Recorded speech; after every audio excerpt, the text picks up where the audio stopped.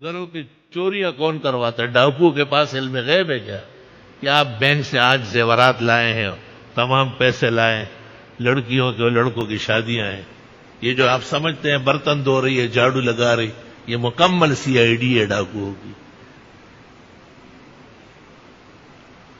سب خبریں وہیں دے رہی ہے، کیونکہ آپ ان کو 8,000 دیں گے، 20,000 دیں گے، جب بیٹی کی شادی ہوگی ڈاکو ان کو آج کے 50 لاکھ میں سے 5 لاکھ دے دیں گے.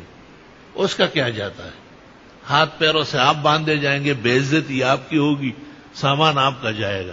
صرف عورتوں کے سامنے کلمہ نہیں پڑھ سکتے، وہ آنکھیں بدل دیتی ہے کہ بغیر نوکرانی کے میں رہ نہیں سکتی، یہ چپ ہو جاتا ہے. سنت طریقہ یہ اپنے گھروں کے کام عورتیں خود کرے، اور جب نوکرانیاں پالتے ہو تو ان کی جگہ متعین کرو کہ وہاں برتن پڑے ہو گے وہاں تک آؤ، خبردار کے اندر کمرے میں برانڈوں میں آ گئی. تہذیب المدن، گھروں کے اندر بھی تہذیب و تمدن ہونا چاہیے. گھر کی عورت سب چیزوں کے مالک و مختار نہیں ہے.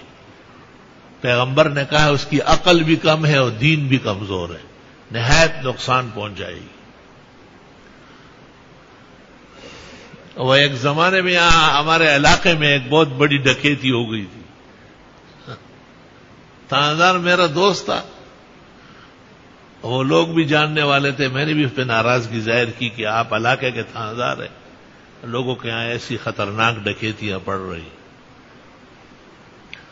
اس نے کٹ سے وہاں کی جو نوکرانی تھی اس کو گرفتار کر لیا،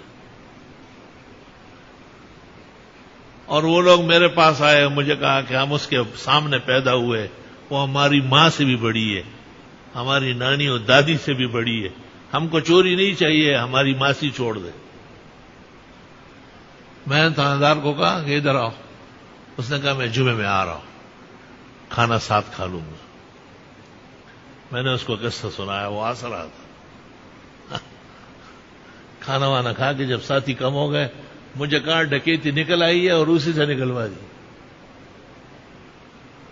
جو ان کی ماں سے بھی بڑی تھی اور نانی سے بھی بڑی تھی. وہ ماں اور نانی نے سارا کام کرایا.